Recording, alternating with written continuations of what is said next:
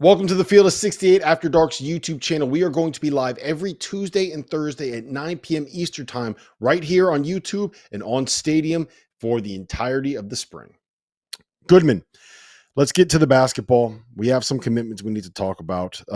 We were going to start the show by kind of breaking down the addition that Illinois made, but that was until JT Toppin, the Mountain West Freshman of the Year, and a guy who had entered his name into the NBA draft, made the announcement on Tuesday afternoon that he had committed to Texas Tech instead of going pro, instead of going to Texas. It feels like that kind of came a little bit out of nowhere, but this was something that had gained some momentum over the weekend. And Grant McCasland has his big, splashy transfer portal edition. What do you make of JT Toppin's commitment?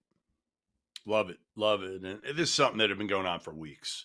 You know, Texas Tech threw a ton of money out there for JT Toppin, according to my sources. And, one of the best left on the board, right? I mean, a guy that some people thought, might have stayed in, probably could have gotten a two-way, goes somewhere, in that back half of the second round.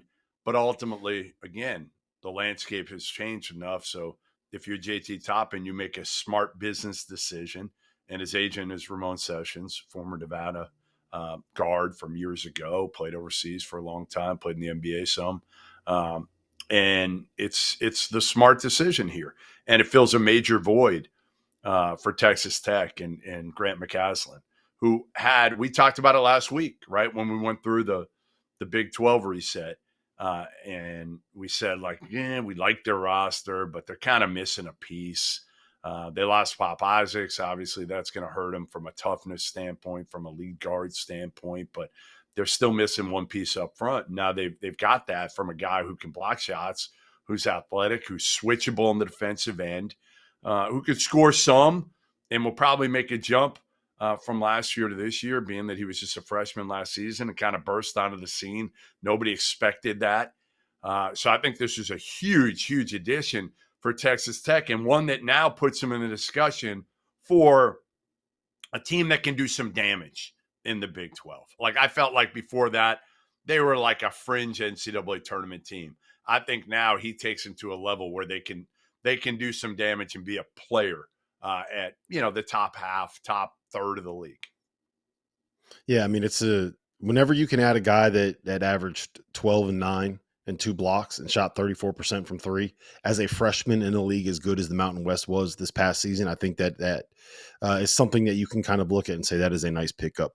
I'm still a little worried about what's going on in their backcourt. Elijah Hawkins, the Minnesota transfer, will be asked to play a big load there. And the kid they brought in from Drank, I'm blanking on his name in the moment, but he'll help as well. Kevin Overton, yeah. And also, I mean, look, they paid a lot of money for Kerwin Walton last year, the transfer from North Carolina, and if they're able to get him going this season, that'll be good. I really am intrigued at what you can do with a front court and the level of versatility that you'll have with Darion Williams, JT Toppin, and Federico. There's a lot of versatility, a lot of things that a creative Federico, Rob. Yeah, there's a lot of things. Is that the way that we have to say it now? I think we need to. I think it's just got Federico.